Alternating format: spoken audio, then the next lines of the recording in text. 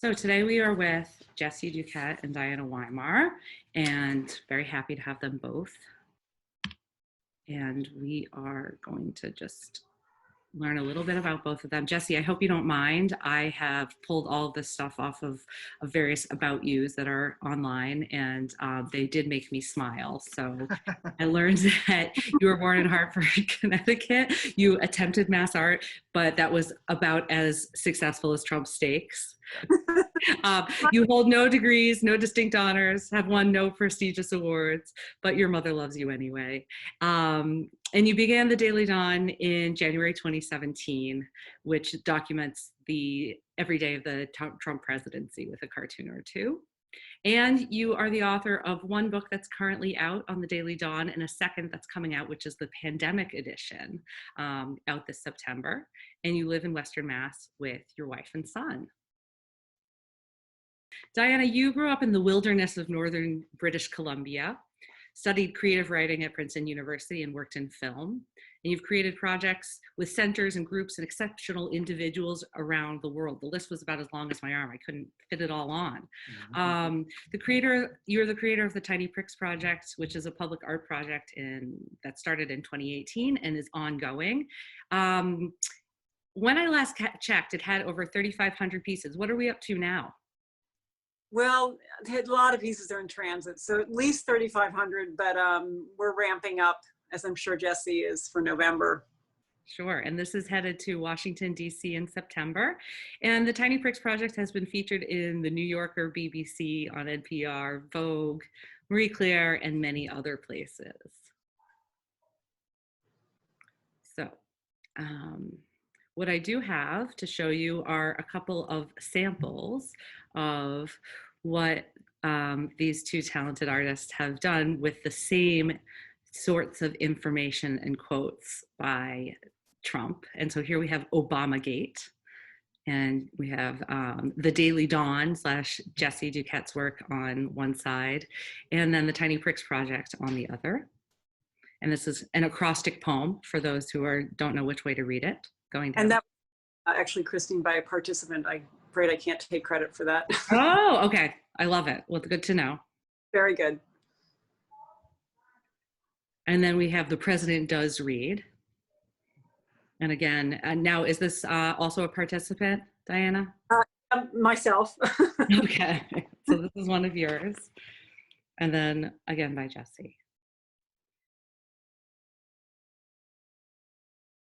I found a message I sent to Jessie because someone showed me his work on July 7th, 2018. And I said, a friend mentioned your work to me and I'm doing a similar project, different medium, et cetera, et cetera. I'm really happy to see yours. And this shows you how nice Jessie is because he replied, because I think I had, 4 followers. And he said, wow, great stuff. Wish I had that level of technical ability, which I know, right? And then Jessie said, thanks very much for sharing. Great seeing other artists working with the same source of inspiration in quotation marks. So that takes us back to July 7th, 2018, when we exchanged that message. And people immediately told me about Jessie's work when I opened Tiny Pricks Project up to the public. And they said, and to me, I just couldn't believe what he had been doing and couldn't believe that he had, that Jessie, you've been able to find so many people, because I was at that time a little uncomfortable still with, shall we say, triggering people with Trump's quotes. And Jessie, you just paved the road for Tiny Pricks in an incredible way. That's very kind of you. I operate very much in a bubble, I guess. I don't really think about what's the thing that's gonna get the most traction, or I never really put a lot of thought into, is this gonna be upsetting, or especially in the early days of it, like because that was very fresh, and I think it caused it wasn't received always the greatest, but I just have a hard time. I think I'm not someone who works well in a group. I think I very much, it's like it's a dictatorship. Maybe that's why I have a kinship with Trump, but I think that what I really appreciate about your project is it's like a true craft. I mean, when I think about, when I see the posts, I see the things that you get all these people from all over the world to do. It's just, you really think about the amount of time these people are putting into it. It's really something that I am kind of in awe of. And it's a true, it's one of those things out there that more than a lot of other things gives me kind of hope, I guess, because that's beyond someone just like clicking a like or following. That's someone like investing their time and creativity and energy into something. It's just a really profoundly awesome endeavor. So hats off to you. It's really something else. It's very.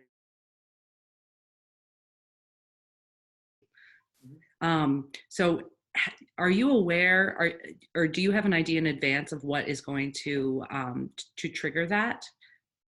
Or is it just random? And you mean drawings getting taken down? Yeah, and how does that work? And how do you no, I mean, whenever a drawing's been taken down, I never know. There's no warning, right? You kind of get a message that comes up, and actually, up until about a year ago, you wouldn't even know which post it was. It would say a post has been removed. It wouldn't tell you why. It would just have the vague sort of, you broke our community guidelines.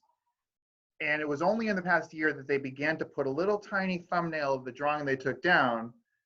They still haven't changed. It's still very vague in terms of why they did it. But, and I understand that there's certain things that will flag their system to catch. Like if you have like a swastika, for example, they're sort of their AI kind of catches those things. So there are things that will trigger it. It's definitely not a 1-for-1. I mean, there's a lot of swastika imagery out there, and then there's stuff that there's no discernible reason. I had one drawing that was taken down about 2 months ago, where it was just the word "nope" in big black letters, except the O was the Instagram symbol, and that got taken down. So it's very, I think there's some that you could chalk up to being just as straightforward as this flagged in our algorithm because of a symbol that they catch. But then just as many times it's been things where there's no good reason for it. But again, this goes back to the dictatorship. Even though in the back of my mind, I know there's certain things to avoid if I don't want that to happen. I'm not like a petulant teen. I just don't care a lot, I guess. So I just work against myself in that way, I guess. And so I'm not, whenever I post like, oh, they took my drawing down, it's not to say like, oh, woe is me. It's just because I think it's interesting to see the kinds of things that get taken down when, I don't really spend enough time on Instagram or social media platforms to look for things or find things that are, problematic and report them. But there have been some things, precisely zero of which have been taken down, and like legitimately hateful, dangerous, or whatever you want to say about it. But so it's very interesting to see where their sort of line of demarcation is between what should get taken down, what shouldn't.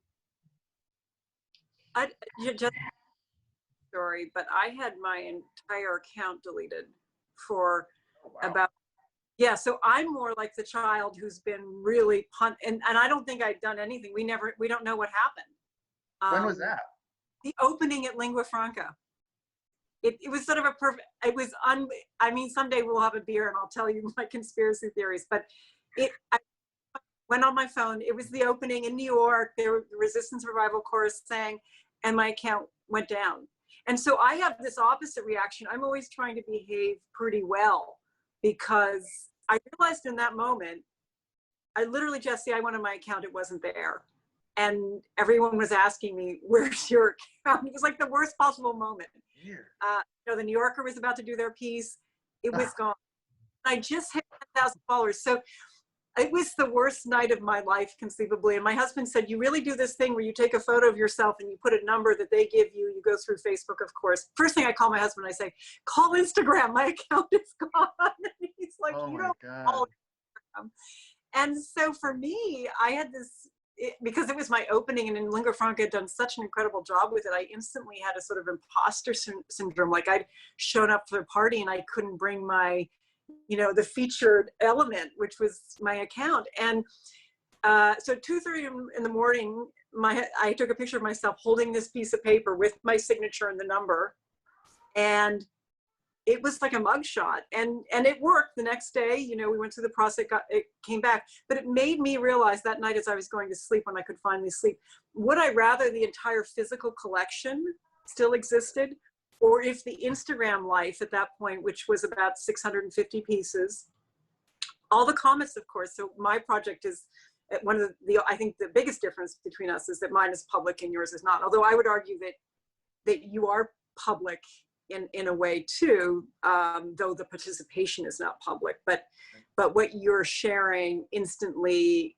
I think so many people feel connected to, that whole community is out there around you, and you may keep a little bit further distance from it than I do, but I think we both have a kind of very protective, supportive group of people around us who I know are out there, not just because I participate in my project, because they tell me this keeps them going, keeps them afloat. And I know you were that for so many people. But I'm very well behaved now, because I had it disappear.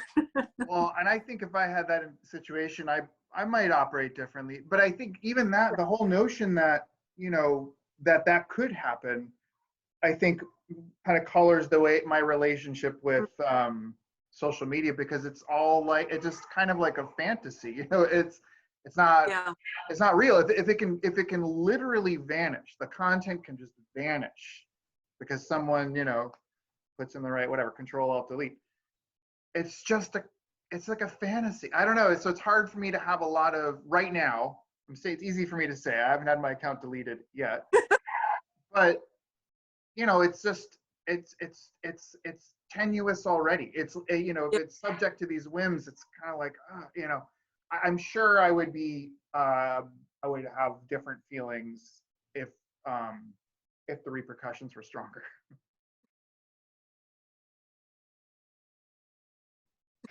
Well, I think that's a perfect segue into talking a bit about your book, Jesse, because in a way that is a tangible item that can't be taken away. Once it's out there, it's out there. And I think that's true, that having a book does sort of change that dynamic a little bit, that there is something that exists in physical form.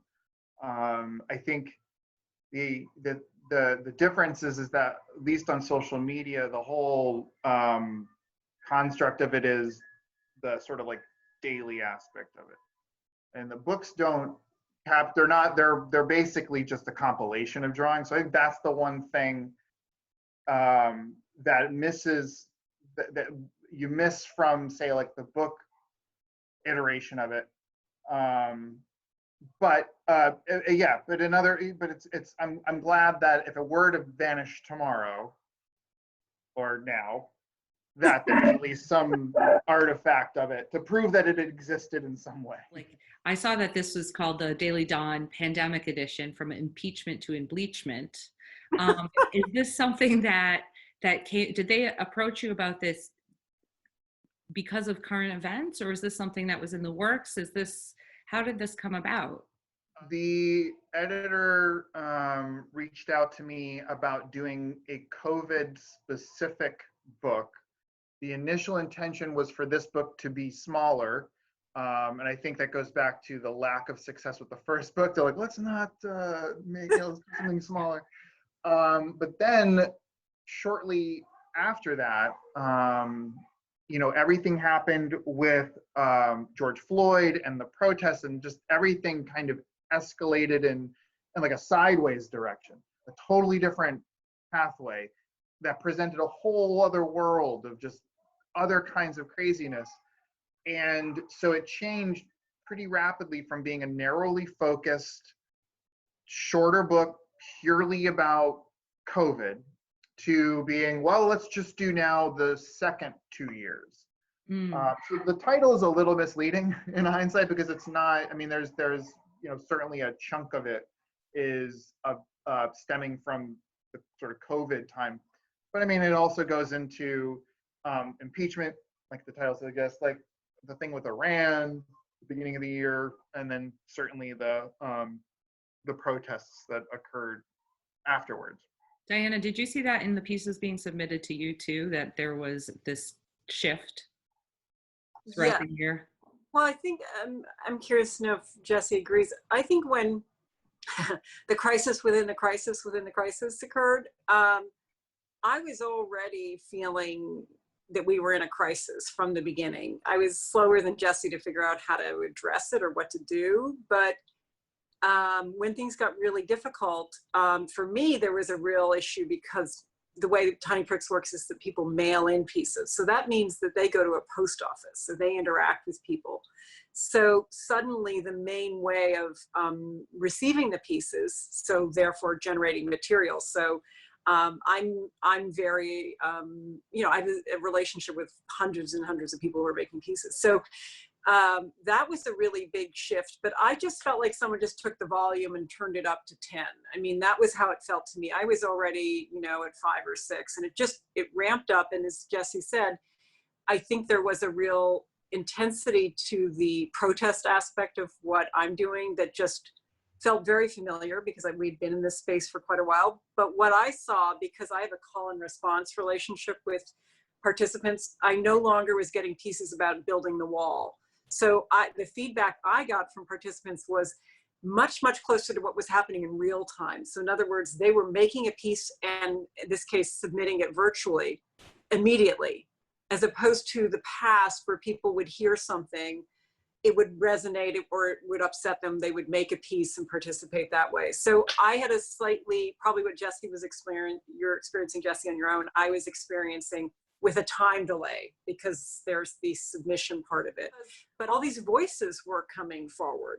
I mean, we were always, Tiny Pricks has always been addressing racism. You can't address Trump without addressing racism. That's one of his main, that's one of the tent poles of his platform. But it all just, each one of those issues became, a rabbit hole you could fall down into. Like, I don't even know how I would necessarily do a book because no one's offered me a book, but a book deal. But it would be interesting to know how to curate it because you're tempted to pull out for Tiny Pricks the quotes about women, the quotes about race, the quotes about, household cleaning products. I mean, it's just a total buffet line of every food you can imagine. And so the end result is a terrible stomach ache and maybe you die. That's just it. It doesn't matter what you eat. You're going to get food poisoning. Do you have certain memories of when or what happened when you were making and posting certain pieces? Yeah, I mean, for sure. It's definitely been like a diary because it's been, every day. So it's easy for me to, look at a drawing and I could think back about where I was when I did it, whatever was happening at the time. I can usually tell by the approach, like how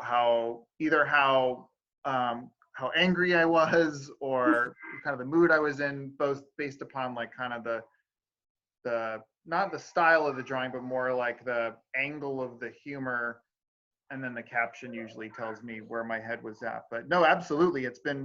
My memory is horrible. So this has been that's been one of the silver linings, is that it's been great for me to be able to, oh yeah, I remember I was in Buffalo when I did that drawing or whatever. So for sure. Yeah. It's definitely like a nightmare diary for sure. And Diana, have you been stabbing your pieces a little harder on some days than others? Do you remember? I was at one point that to find out, I was trying to remember when an event happened. Instead of going through my personal camera roll, I went through my Tiny Pricks feed to remember when a personal event was. And I thought, this is too far. But just say that you posted a couple days ago the image of that little red, I think it's Little Tyke's red car. Oh yeah. I almost wept when I saw that. And the reason is that my son, who's now 27, had that car. I know what you're talking about. Pushed him up and down a hill at my father's place in that car until the yellow top broke off and doors came off. And it was what I see in your work, because you do have all these different ways of, though the drawings really have a tonal sort of symmetry or quality to them, you do come at it from different ways. And to me, that was really a sentimental piece. Now, you had no way of knowing I knew that little car, but to see that little car and in, you know, America off the cliff in that little car was really touching for me. And you know, sometimes in your work, I find these little pieces of memories that I don't have. And certainly with the quotes that you use is sometimes like a secondary, you know, a different kind of language when we used to quote authors and people who had good words. So I think, Jesse, sometimes I feel a lot of sort of memory triggers for myself in your work, even though we don't know each other. Wow. Different. Yeah. It's like a touchstone, right? Like it's shorthand. Yeah. Little kid doing something reckless. Put him in that car. A lot of it's sort of like just to make myself laugh or to work through the depression and anger. Is that what often is the emotion that's provoked among your Instagram followers as well? Do you find that the feelings that you put out there is what's mirrored back to you, or do you find that people are responding in a different way? Humor and anger, the two competing, the Romulus and Remus, they're the two things that are the two biggest pieces of it that come back for the most part. I mean, but I would say overriding, I think, you know, I think, Diana, like you said, there's people that one of the more surprising aspects of this has been how other people have taken to this in a way that, like, oh, you know, they find it helpful, or it helps them to see something that reflects how they feel about it. And so I guess it makes sense that they would be mirroring that sort of combination of anger and wanting to laugh at it. Those are primarily the two things, aside from the people who just hate it. Bessie, I know you're probably asked this, but I just have to ask you, because I'm asked all the time, what are you going to do when Biden's elected? I don't know. It's hard to think about that too long, because it's just I'm got such tunnel vision on what's happening right now. I don't know. I think, honestly, if you take a big step back in the macro view, I think one of the things about the trauma of 2016 was that well-meaning liberals were asleep for a long time. And I think that it's a fallacy to think that if things go that way and Joe Biden is elected, that these issues go away with Trump.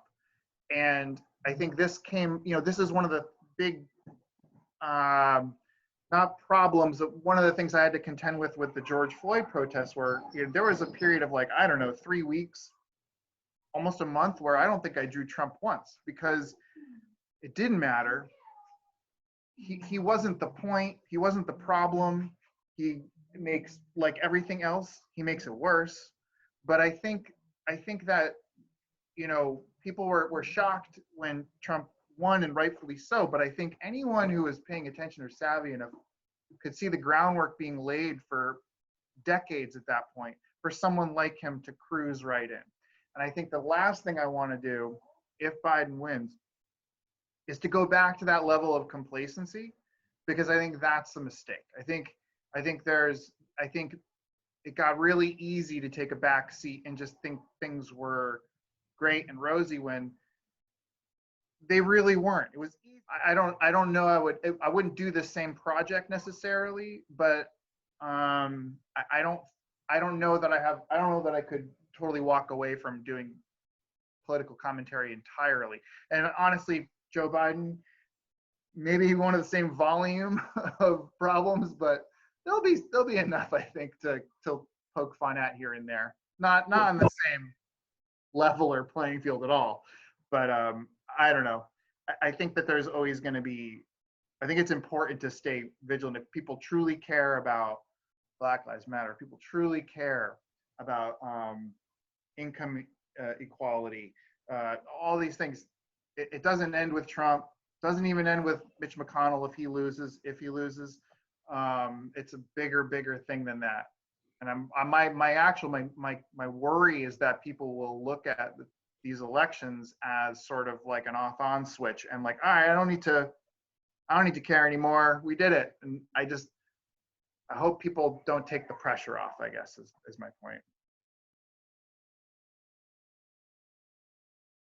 The criticism is specifically that somehow this great misfortune of the Trump presidency is this awful thing that I'm somehow exploiting to make money. So I'm actually benefiting from the Trump presidency. Well, I just assure you I'm not. But I think it's an interesting, it is an accusation that's been sort of leveled at me, as if you shouldn't somehow touch it at all. And if you did, the only reason you would be doing it is because you must have, you must be selling a bunch of hats or something. I don't know, necessarily what they thought, but the idea is that somehow you're in this capitalistic game of being critical of this presidency. And I assure you it's not, I think it's sort of in the same category as people who say, you're giving him more energy. Somehow I get that from a certain kind of person, like you're bringing more Trump into the world. And I sort of feel like I'm taking out the garbage. Yeah. I mean, and I've gotten that too. It's a weird criticism to lodge. That means just by being an observer and someone commenting on it, that you're somehow in lockstep or on a plateau with that. It's just, to me, there's no logical thread there. It makes no sense to me. And I have wanted, especially after the murder of George Floyd, to find out what I could give, how I could responsibly fundraise and help people fundraise, because suddenly there really felt like, of course I can give and do something. I do have, a small following. How can I help? And I had to sort of try out a few things and then realize that for me, the best thing was to basically just keep doing what I've always been doing. That's what I know how to do. That's what I know works, and not to get distracted from what Tiny Pricks does and the purpose it serves. Again, not to try to serve more purposes or do more that I didn't know how to do very well and other people knew how to do very well. So that was a temptation for me because of the activism part, to sort of veer off in a new and very important direction, but I didn't know how to do that yet. I know the impulse very well. And I think when about, I guess it was about 2 years ago or something, when like the child separation stuff was really becoming more, I wouldn't say it was getting bigger. I think it had already been pretty big at that point, but it was something that there was more media coverage happening. So just people were being confronted with it a lot more. Around that time, that was really kind of my first and largely my only endeavor with trying to find a way to translate what I was doing in a way that would have some kind of broader benefit. So I did a fundraiser for that, which was great. It was, I had zero sort of expectations from it, and so any result I was going to be pretty happy with, and it turned out to be pretty good. I think, but I completely hear what you're saying. I feel like that's how I go about this too, where I feel like I'm constantly needing to kind of like, if I have an impulse, like, I feel like I need to be doing more. I think that's 9 times out of 10 probably the way to go. But I feel like I always counter that with like trying to keep the focus on what I'm doing. And I don't know if that's out of a fear of like, I'm gonna fuck this up. But I know that sort of, you feel like this responsibility, especially if you have a platform and you're already in a universe where you're commenting on things that people care very passionately about, and especially I think in the wake of everything with George Floyd and Breonna Taylor, that was very much like the thing. Kind of everybody was energized, and everyone was trying to find ways to both pool resources and to use their different voices to advocate, to drive resources and support for other people. But I think I'm such an amateur at just doing what I'm doing already that the last thing I want to do is screw up something that's really, I think on the face of it, like really important to to raise that kind of awareness and funds for something. I would personally, I would want to get in like an operations manager involved. The people who follow the project help me remember sometimes who I am. If I post a piece that's off, that isn't quite right, they will say something, and that my teenagers do as well. You found that a lot? Have you had encountered that, like people, whether in your community or within the follower base, that do sort of give feedback that you actually find useful in that way? I do. Yeah. I do. Yeah, I'm very, I learned quickly not to take anything as criticism. I think that was just important, to decide that people weren't being critical, other than people who, you don't engage with. But I found that people were seeing things in the project that I couldn't see. And I think because it takes a lot of energy for both of us, I think, to do what we're doing. And I think it takes energy in ways I don't really know it takes energy. I was just thinking in one of my questions that, I don't know if you have this, but I'm aware all the time that there's another life that I was living before I started doing this every day, 7 days a week, almost all day. Like, I didn't go on vacation last spring with my family. They went to another country without me. And I'm aware that other person would have kept going in a certain way, but I feel so tethered and so committed and so lucky to have found this really weird thing to do right now. And especially now that we're barnstorming to the end, the horse is going back to the barn. I feel that way. Jesse, you seem like you have, you posted a thank you on your page. Yeah, I admire that. well, I don't, because like I said, it's such a singular tunnel vision oriented project where I purposely kind of like shut everything out other than kind of my own thoughts on it, my own perspective, and that approach has been fine. It's served me well, but it's also I think had some probably if not negative effects, things that maybe haven't been so helpful. So I periodically just once a year, twice a year maybe, I'll put something out there just to kind of like oh yeah, right, like if I'm on Instagram and doing this, there's clearly people on the other side of my phone screen that are responding or reacting to it. And I think the truth is, as much as sort of on my own with the project that I can't ignore the fact that there's other people that are having their own relationship to it, irrespective of what I want or think or feel. That I think is certainly worth acknowledging. So that's really, it was very genuine. Just, I think it was kind of maybe like, oh yeah, like there's people who are kind of along for this weird, crazy ride on a daily basis, and I think there's a number of people who seem to probably, react almost every day to these. So I really, yeah. You look really happy and sort of light somehow. And a couple of images before that is like a really meaty image of Trump. So I think the picture and the words, it's a nice thank you note. Well, I think one of the misconceptions is that I've gotten is certainly that people think I'm someone who's presently angry all the time. And while these drawings, like I said, a big part of the thing that fuels them is anger. It's not that I'm angry all the time. Totally not the case. But when you read or see whatever has happened that day,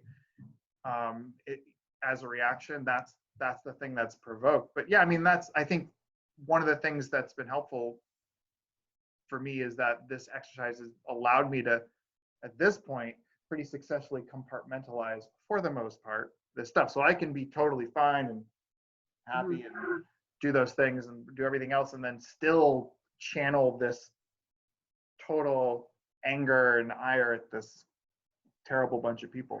If I hear something that makes me angry, if I almost have to stitch it immediately, or at least start stitching it immediately. I think before this project, I might have done like rage dishes, like I might have done the dishes really angrily or other things. But when I'm traveling a lot, my husband will curate and feed pieces for me with the hashtag must stitch. And he knows me extremely well. It's one of the best gifts a spouse can give you, but he knows exactly which quotes I will be able to interpret into a textile and thread. Well, this all goes to art. Art is therapy for so many people in a way. And I think you're both just talking about how your specific mediums kind of do allow you to get out these emotions that you may have been keeping inside otherwise, and that it helps. Do you guys have any last words you'd like to leave us with here? I just have to thank you both because, thanks to Trump, we're talking to each other, and I'm extremely grateful, for both of you for your support of this project, because that's how it exists. So thank you. Yeah. Definitely. I'm psyched to even be on this Zoom chat right now.